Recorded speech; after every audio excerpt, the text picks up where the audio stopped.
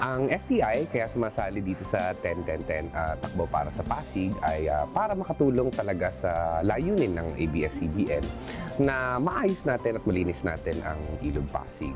Dito, ang ginagawa namin ay tumutulong ang napakaraming estudyante ng STI para i-encode ang mga pangalan ng mga registrants. Ang habol nga natin dito ay makamit ang Guinness World Book of Records sa number of registrants.